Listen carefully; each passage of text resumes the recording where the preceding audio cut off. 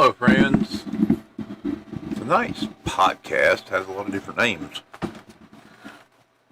I have created a whole bunch of different art for it, and I don't know which one is the best to use. The gist of it, to give you an idea about what I'm talking about tonight, is that all through history and now, aliens look like us to some degree.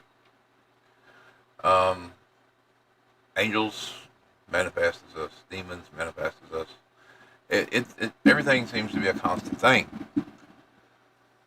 And when you start looking at the physics of them traveling through space, the idea that time travel becomes a reasonable hypothesis for them. So I believe, or I'm beginning to believe. Okay, I'm not talking about the nine here. I believe they fit in this somehow, but this is a solid topic. There's a case here for humans and from the future to come back here for some reason or another. Thank you. Yeah. And I have my live stream and food and everything, so if I'm eating during the show, I apologize. I haven't eaten yet, and I wanted to get on here. And I'll try not to make too much noise doing so. But we're going to touch a little bit on the Bible, and it's Sunday, might as well.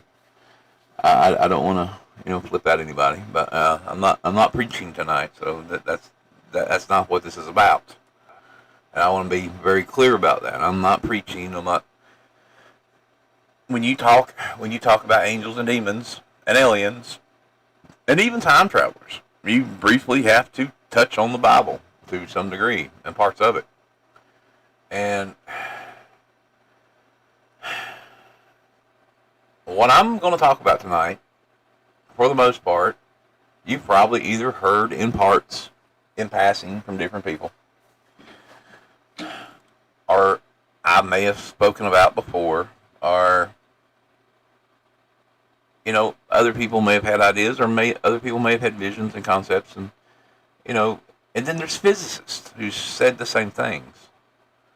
And we've never really drawn it all together. We've never really put it all together. And there's a growing group of individuals that believe that whatever is coming here, whatever we're seeing, these individuals are from the future. The human mind will come up with every reasonable, rational concept to figure out something. We do that. Someone goes missing, we try to figure out why they went missing, where'd they go, what happened to them, everything like that. The same way with aliens, the same way with demons, the same way with angels, the same way with God, and everything else that we do. And you keep that in mind throughout the show. This is a rational look at this. And my needle is starting to go that way about believing that this is probably what we're seeing here. But the answer is what? But the question is why. And it also indicates something else, that if they're bringing these ships back, and these are time travel devices, we're talking about the UFOs now, that they're intentionally crashing these things and they're giving them to us. They're giving us time travel devices, which doesn't make a lot of sense. Because everything we know about time travel is if you introduce time travel to a culture before they invent time travel, then, a paradox occurs. So that there's a lot of stuff I don't think we know, we understand. Unless somebody already in this time created a time machine that we don't know about. Now, our story starts 2,600 years ago. A priest named Ezekiel sat by a river in Babylon and watched the sky open. He wrote down what he saw as carefully as he could.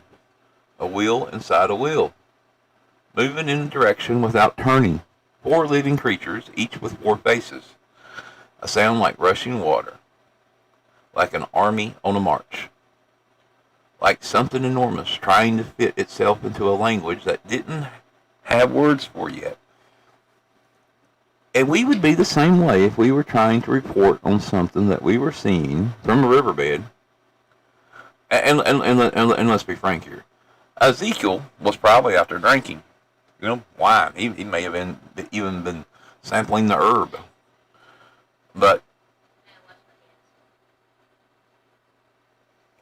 Or he may have been on something else that was out there. And he saw something, and it come close to him. And he was having what he thought was a spiritual experience. But he responded to that the way he could only describe it, the way he could only write it down. He used the words of the time, so to say. And you'll hear a lot of us say this over and over again. You can't describe something you don't know about. If you don't understand the physics, if you don't understand the words that we use today, then you're going to use the words that you used of yesterday. Scholars have called it a vision, a metaphor for the glory of God. In 1974, a NASA engineer named,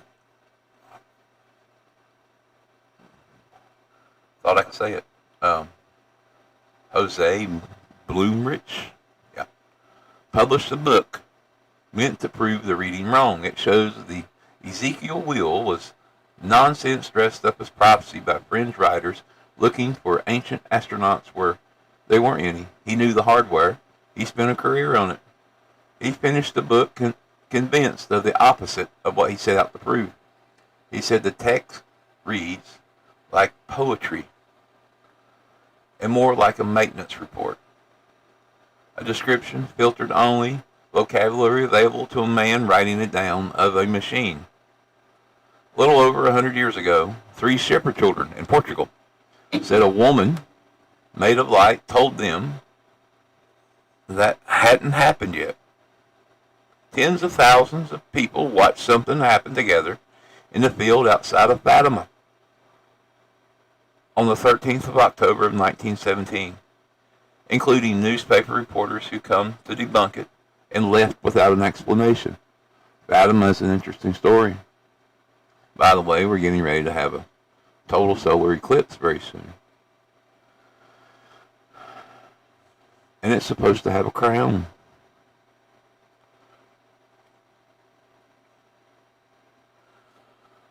"59 years ago, in the missile fields outside of Malmstrom Air Force Base, Montana, a flight of Minuteman ICBMs, armed, on alert, aimed at the Soviet Union, dropped into shutdown within seconds of each other. No mechanical cause was ever found. The men on duty that week said a glowing object was hanging in the sky above the silos when it happened.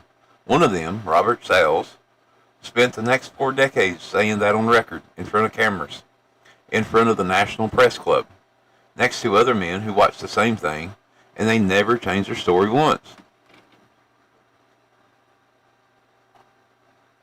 These were men who saw objects in the sky who shut down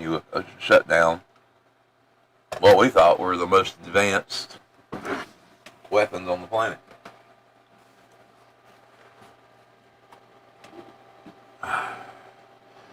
"43 years ago, a lieutenant colonel in the Soviet Air Force Air Defense watched his early warning system tell him with confidence that his country was already dying. Missiles inbound confirmed. He had less than 15 minutes and every institutional incentive to pass the warning up the chain. He didn't. He called it a malfunction. He was right. And the reason we know his name is he is the only people alive at the time who could later prove his personally kept the world from ending. That is one Soviet I do like. Stalinist Petro, or Petroby, or whatever you pronounce his name. I'm glad he didn't hit the buttons to send the missiles flying, guys. And we should all be lucky. Because we wouldn't be here now. And if ours are shut down, then maybe they would let theirs fly. I don't know. A prophet, a vision of light, a weapon that simply stopped. And one man with no vision, no light, no witness at all, who simply made exactly the choice you'd want someone to make if something out there was watching and hoping he would. Different centuries, different vocabularies, angel, apparition, warning, anomaly. And in his case, maybe no vocabulary at all. Just a decision. An invisible hand on his back that made him not do his job. And that decision happened to fall the right way at the exact moment the whole board was on the table. And tonight I want to make the case. I don't think it is strange as it sounds once you actually look at what these stories have in common instead of what they call themselves. I don't think angels, demons, or the things we started calling non-human intelligence are three different visitors. I think they're one visitor. One visitor. Wearing whatever coat the century hands it. And I think that coat isn't alien. I think it's us, later, coming back for something. Just don't know what yet. Now, my show, every time I do a podcast, this shows no difference. And I write it with this in mind each time I work on these. This show runs on one rule: evidence before implication. We just can't point fingers and say, okay, this happens, without the evidence. We look like fools in the end because it's probably not what happened. And when we don't have the proof, we call it out. But we say it's strange because there's something else there. So before we get to the why, let's just look at what, because the pattern doesn't need my theory to already be strange. Strip the labels off the encounter, and you're left with a short, remarkable, stable list of things that happen to people in every era we have written records for.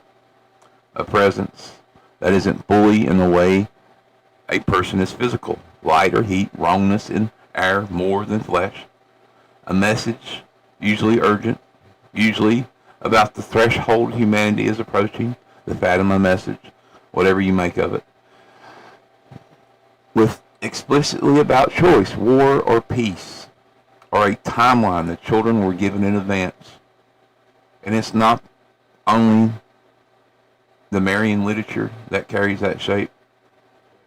Read enough abduction case files side by side, the clinical ones cataloged by researchers who had nothing to gain by making them consistent. The theme reoccurs almost as often as missing time itself. Experiencers describing being shown something, fire, flooding, skies going wrong, not explained, just shown. The way you would show a child something you needed them to remember instead of understanding. Missing time, altered memories. The witness losing the thread of exactly what happened between the before and the after. And this is the one people don't like sitting with. The physical interest in the body. The sons of God taking wives in Genesis chapter 6. Centuries of European folklore about incubi and succubi, entities that visit in the night and leave a sleeper certain something was taking And in the 20th century, thousands of independent reported abductions accounts described exactly the same thing in clinical, almost bureaucratical detail. Reproductive materials collected, cataloged, and gone. Something was taking genetic material from us and has been for a very long time. And what would they want to do that for? I wonder. Hybrids?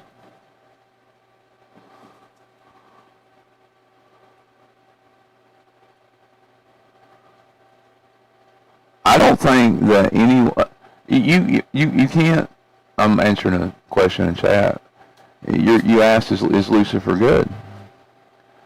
I don't think that we can say Lucifer is good or bad. I think we need to say that there is a possibility that what we know as Lucifer is an entity from the future. A version of us. An example of us. Trying to get us to do something. If you wanted to redirect history, if you wanted to change history for some reason, you would go back in time and you would scare people.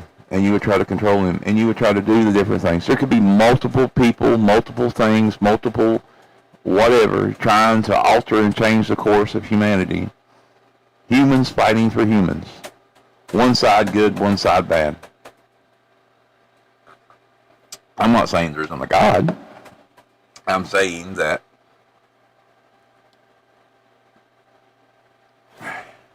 the evidence points somewhere else. Now,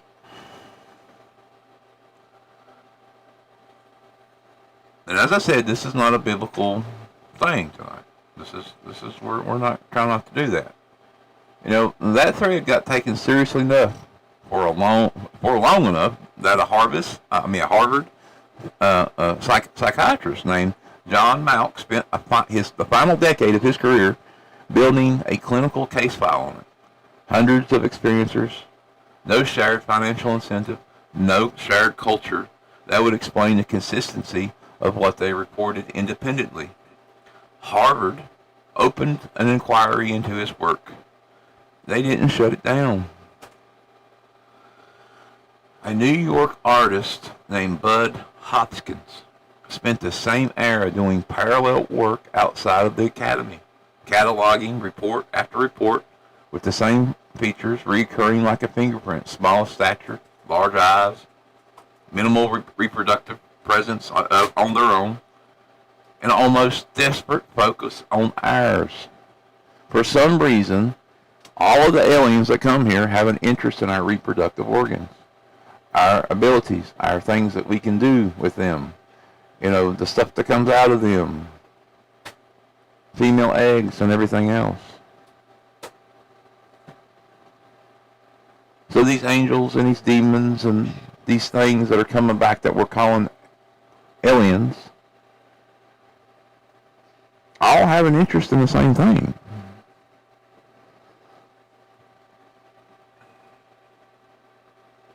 And we have proof to point to that. I mean, evidence from conversations within the Bible, topics within the Bible. We have the arguments from all of these reports from these individuals that were abducted and back in the time, you know, of the Victorian era and before, about succubi and so forth. So something is here. Something wants our genetic material. Something is trying to create something. And if we use our brains, we can figure out what this something is.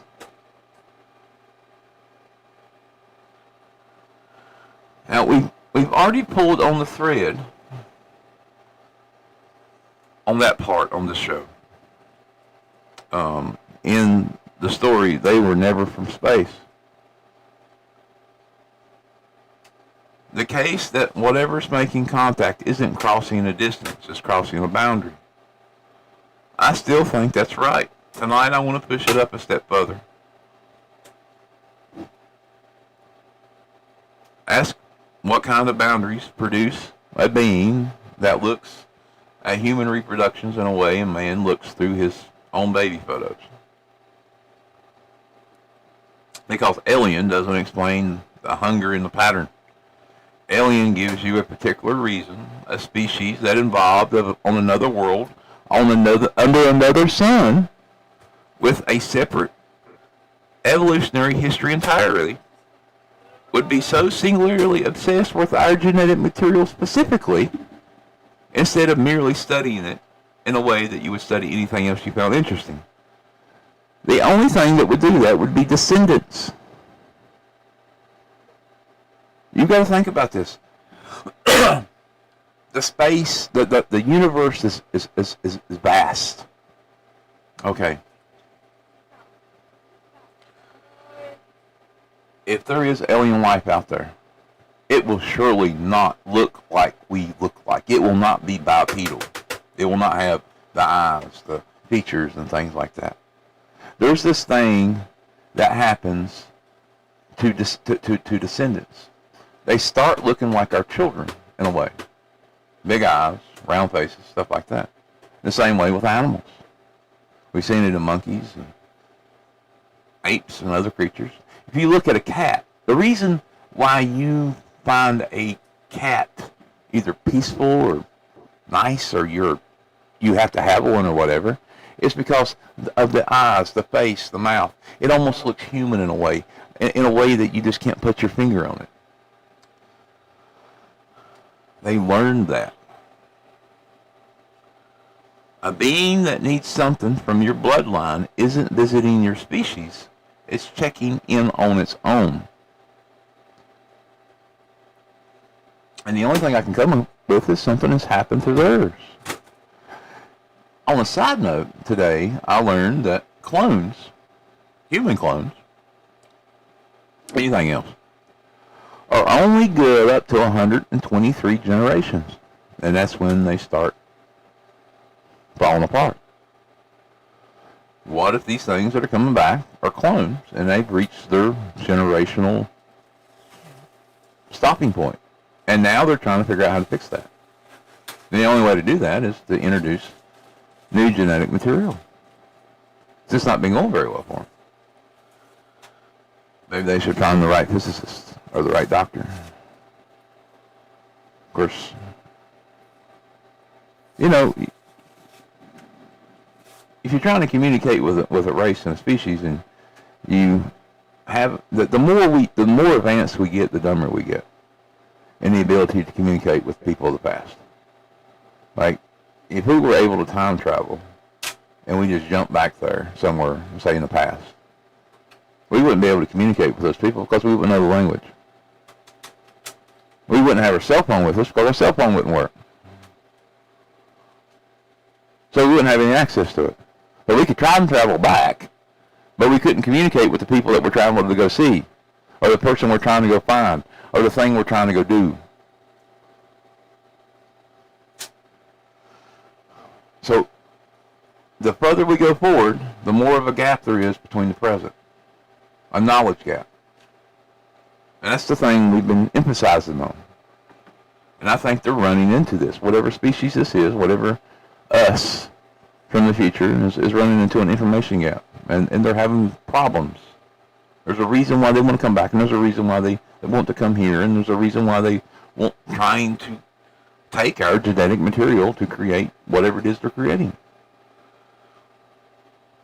Now let's talk about how, because their us is a much bigger claim if it can't survive contact with actual physics. And this is where I think the case gets stronger, not weaker. You'll notice I started with the things I was saying, the aliens, and the demons, and the angels. And I know that hurts a lot of people. It does. But reality is reality. And if the things that we were calling other things do the same things that those do, there's a chance that everything is the same. Just with different goals. And that should scare us. That should terrify us. This idea that that we're being visited by us from the future terrifies me more than us encountering an alien species. Because they could create paradoxes.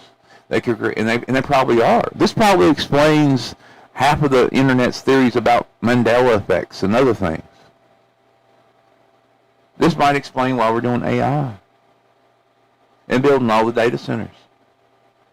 Everything eventually comes to a head or a hole or whatever, however it is you explain it in your language. The truth will come out eventually. And I believe the truth is starting to bubble up on the surface. But as I said, I think this is where the case gets stronger for this.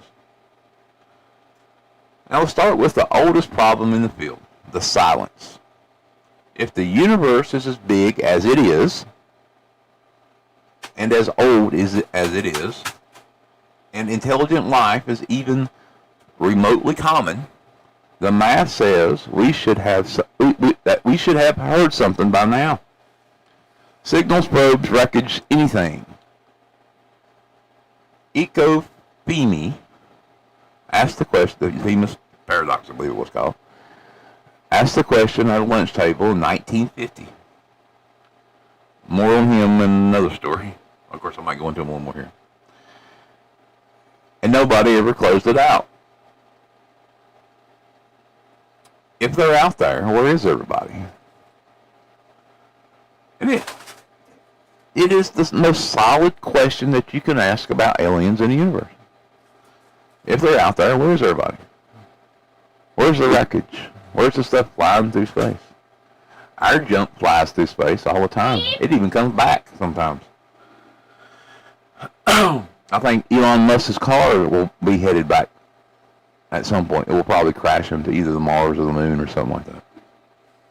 Every interstellar explanation has to solve for the silence across trillions of miles using propulsion physics nobody has ever demonstrated on a time scale of tens of thousands of years just for a message to arrive.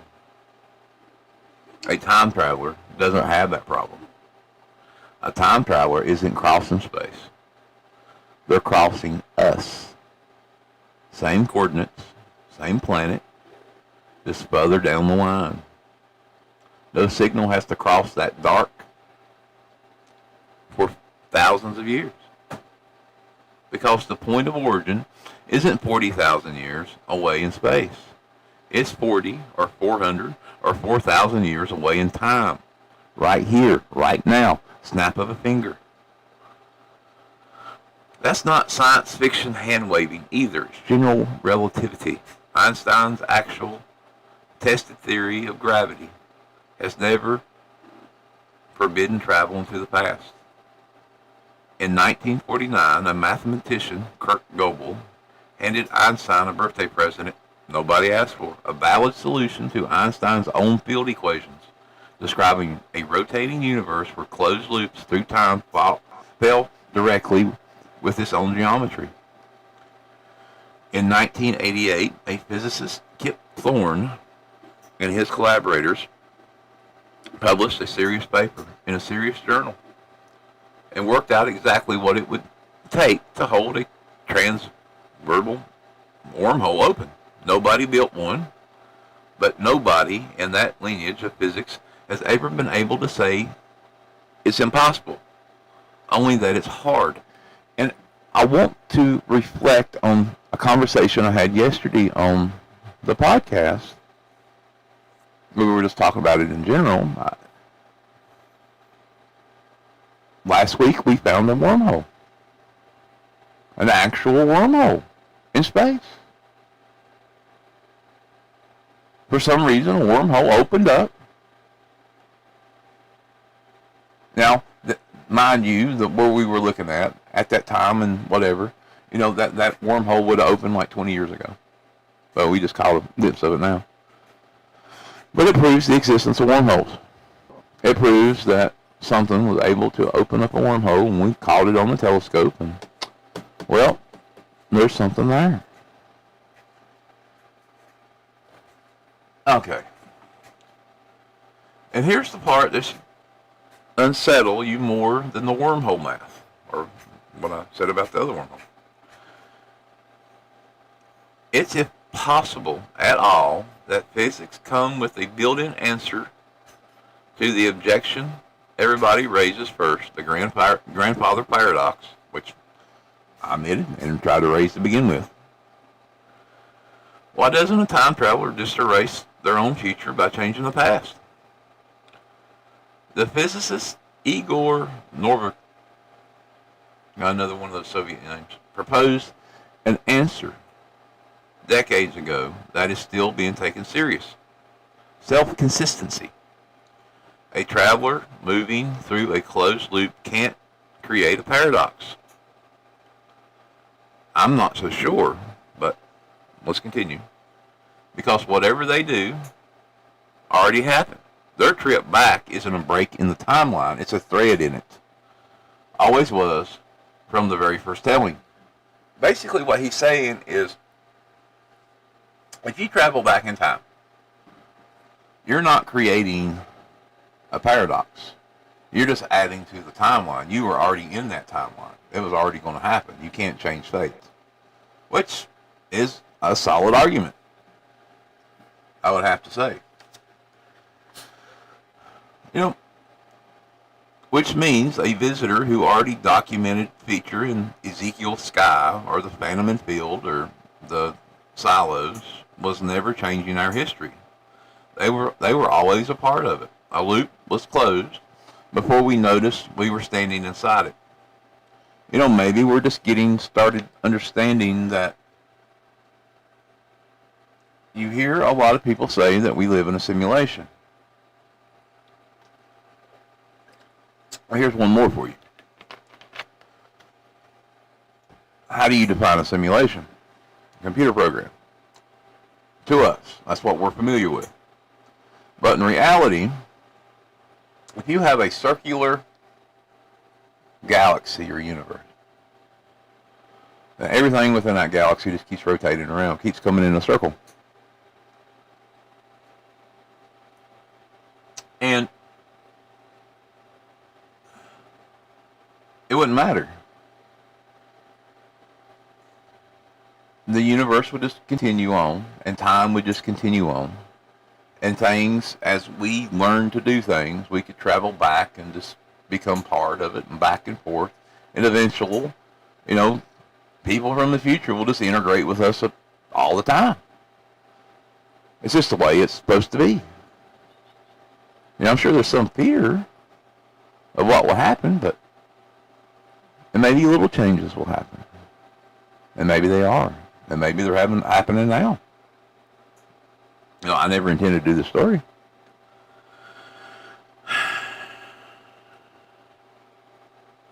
And once impossible becomes unsolved instead of false, the flight characteristics we keep hearing about from pilots and radar operators stop reading like alien engineering and starts reading like something similar or simpler. Not a superior species that happens to have solved initia exactly the way we would have, mind you, by total confidence on a totally separate evolutionary track, arriving at the identical answer we would have independently. It's just us with more time to work out the problem. Us from the future that are smarter.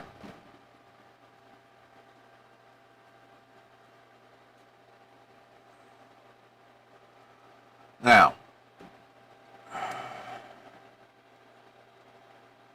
here's where the theory has to earn its keep. Because if the visitor is human, it has to explain the single hardest fact about this phenomenon. Some of it is gentle, and some of it is not. Angels warn, they comfort. Some encounters across cultures that never spoke to each other carry the same signature, protective, urgent, and grieving on our behalf. Okay. and some of it hurts. Sleep paralysis, folklore, across dozens of unconnected cultures, describing almost the same entity. Something that sits on the chest, holds the body down, takes something on its way out. Abduction literature describes procedures, not conversations. Extractions, not exchanges. Same overall pattern of contact. Two completely different temperaments behind it. If this is one species doing all of it, that's a contradiction. If this is one species from more than one futures, it isn't a contradiction. It's a census. And this would explain who Lucifer is, who the angels are, who his minions are.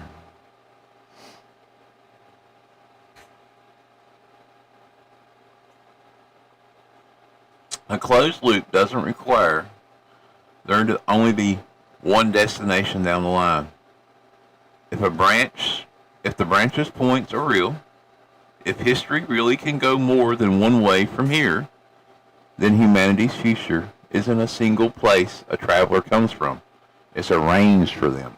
Some branches where we got big choices right. Some where we didn't.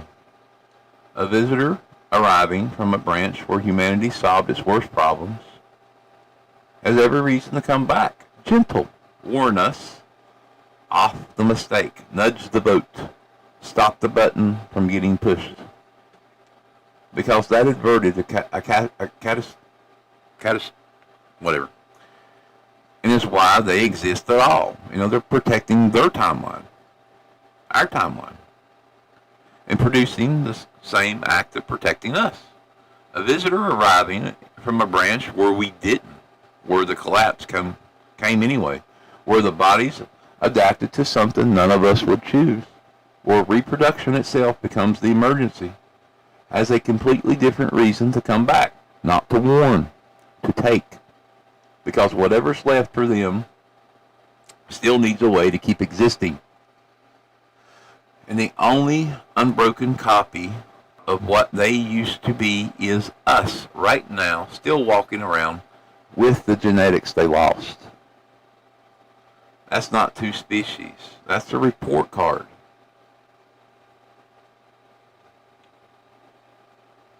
And the shape.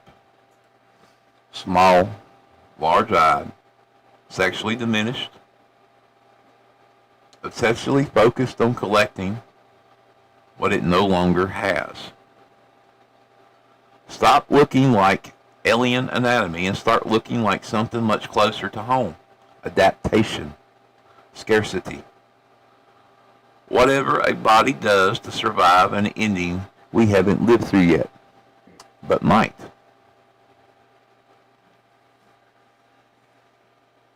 They're not colonizing us. They're returning to the source code because their own copy is failing.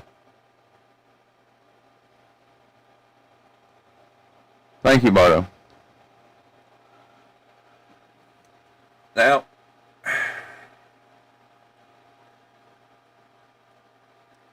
I'm getting where I believe this.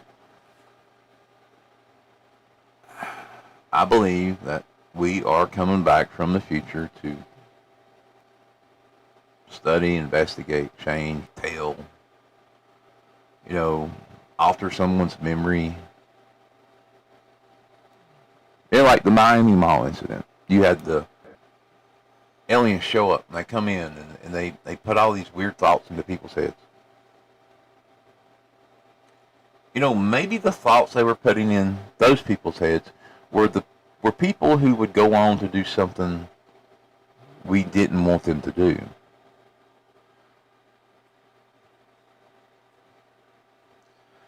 Like the story about the 9 that I'm working on. These individuals give people information and instructions. They tell them what to do. So they have knowledge of the future. They have knowledge of the way things will go if they do certain things. Or if they do, or they think they do. Maybe they're trying to control something. I don't know, but there's definitely something fishy going on here. So the thing is, so why come back at all? Why not just let the timeline run and see what happens? Because if the one scientist was right, they can't not come back. They have to. The trip isn't a choice made freely from the outside looking in. It's part of the loop that produces them in the first place. Somewhere down their line, the record already shows they came. The record shows they came is part of why they still exist to making the trip. So they have to do it. Which reframes almost everything we built this catalog on. If they have to come back. Now, in another podcast, I worked on I think it was called the Aniki faction material. The records of beings who arrived from the sky, hand over technology and law, and positioned themselves at the origin point of civilization itself. Reads differently once sky stops meaning from another planet and starts meaning from another point of the same line. A future humanity with the tools to survive its own collapse would have every reason to reach back and seed the civilization that eventually produces them, not as gods, as gardeners, tending their own root system, slowly cultivating what they wanted to see in the future. Now, the round table material, the council material, the nine, the 1952 seance, where something called itself the Nine reached into a circle of 9 wealthy families and started choosing specific people to move specific levers of the 20th century. It isn't a separate phenomenon from tonight's case either. Strip away the language of spirits and channeling, and you're left with a contact event, a non-physical presence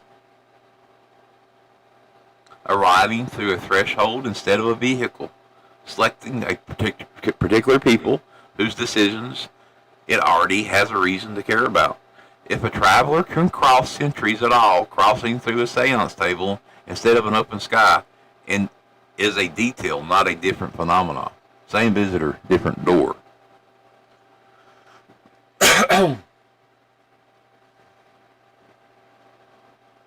Now, maybe that's also why shapes keep changing. Angels of light. The shadow at the foot of the bed. The thing you see outside that's no longer there. Sounds in the rooms. Maybe that feeling that something's watching you or helping you.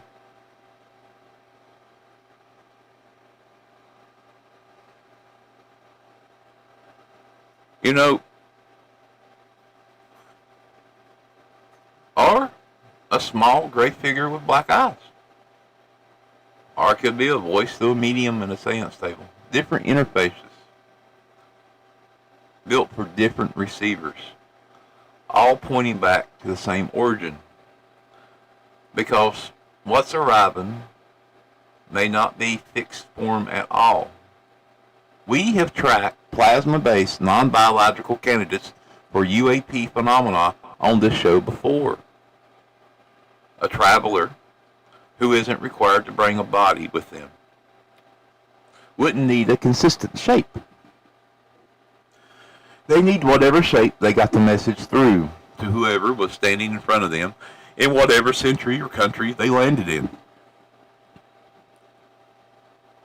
So why come back? Because somewhere ahead of us, somewhere soon, something survives long enough to look backward and recognize the exact moment that decided whether it would exist at all. This is what scares me.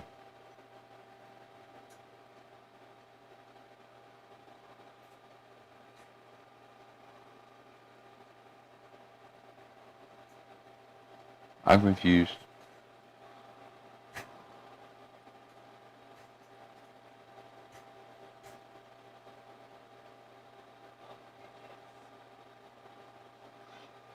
Oh, now I'm confused, guys. I'm confused. Help me out here. What are y'all talking about? Okay. We'll talk about it in a minute.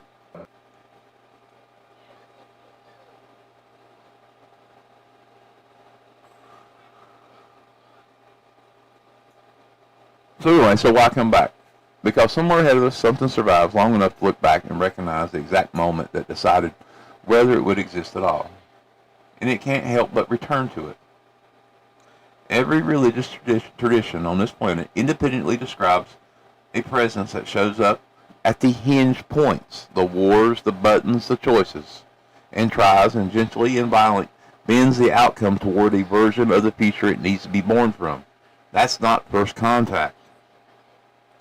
If you go back and you look, every war we've had, every conflict we've had, there has been reports about aliens, UFOs, all over the place.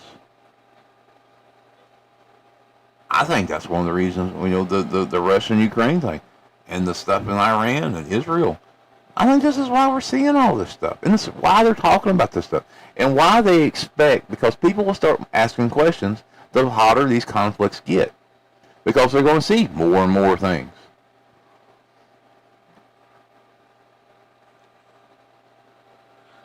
That's a species checking in on itself from every angle it can still reach, because the alternative is not exist to check in at all. We have to think about this in a sense that maybe they think they can change something that happens that we're about to do. Maybe we're about to have a nuclear event. For some reason today, I encountered a thing on neutron bombs. Now, neutron bombs are much different from atomic bombs. They leave everything here and get rid of us. When I was younger, in some deep dark circles, I encountered a project. I don't know if I'm supposed to talk about it, but I encountered a project that was called Black Rain. And Black Rain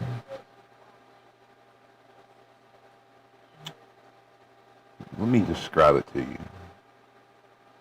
You think of a group of missiles that are on mountains somewhere that have this special chemical in it that has a certain type of trigger in it, and they're shot into the atmosphere all over the world. They're not very big. It doesn't take a very big footprint. That's what I'm trying to say. If you knew where to look, you would see them. Yeah, Black Rain. No, not the same Black Rain. but this is the apocalyptic event. One of them. Honey? I'm over here. You'll have to wait. But let me close out tonight with, we spent decades scanning the sky for a signal from somewhere else, built entirely disclosure ecosystems around an idea of first contact in a distance we haven't crossed yet. I don't think it's a distance. I think it's a mirror. We've been too busy looking past it to notice what it is exactly showing us. If any part of this is partially right, the question was never, are they coming? They may have never stopped. The only question left is the one that was always ours to answer, not theirs. What are we doing right now, today, that's a version of us down the line that still think it's worth a trip back to protect, or worth a trip back to take? Now, I hope you enjoyed tonight's show. Tomorrow,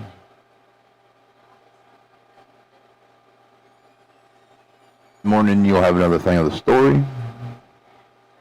One of the other stories, I'm not sure which one. I worked on both of them. I don't want to overload you guys every day with everything, and I'm trying to keep these things from long to short or whatever.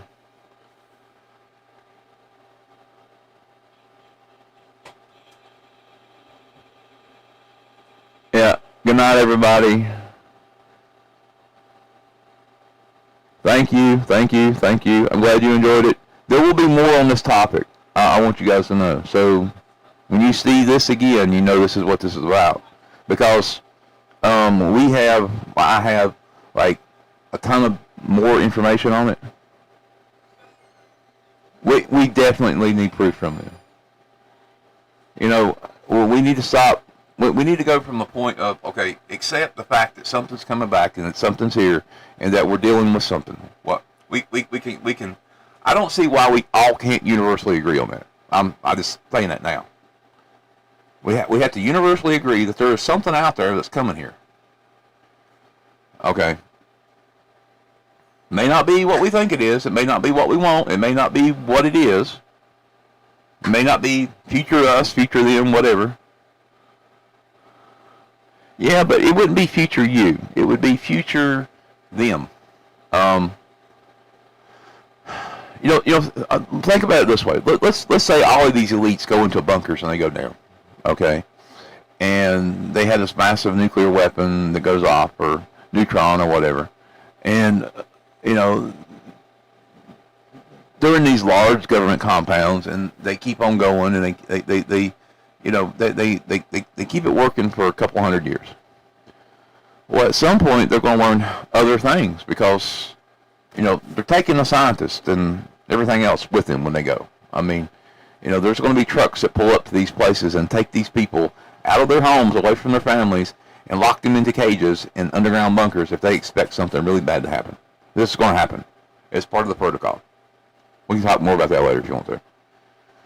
But over time, they will expand on the stuff that they've already learned, that they've already worked on. And like I said, we know that cloning it dies after 127 generations. If something happens, if there's this massive event, if it's a natural event, if it's something, I don't know, but if there's something happens, and they have to make more people, then they might resort to cloning.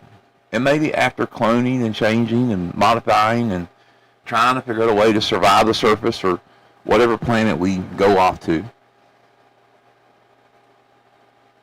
that they reach their end of the line and they need to, yes, subterranean species exist.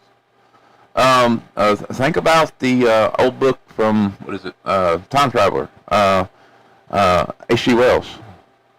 You had the ones that lived on top, and you had the little ones that lived on the bottom. Something happened. Both species changed. Ones were smart, big heads, stuff like that. It's there. It's been there. Oh, I agree. And I'm just throwing it out there. The stuff that, yeah, I know the underground. But yeah, I think we're just simple gene stock or whatever it is, and that's what we're being utilized for. I mean, they don't. They either care about what we've done or what we're getting ready to do, or something that is about to happen that's going to change us down the pipeline. I don't know. Just something to keep in mind. We'll touch base on this tomorrow. Stay paranoid, my friends, and good night. Thank you for coming.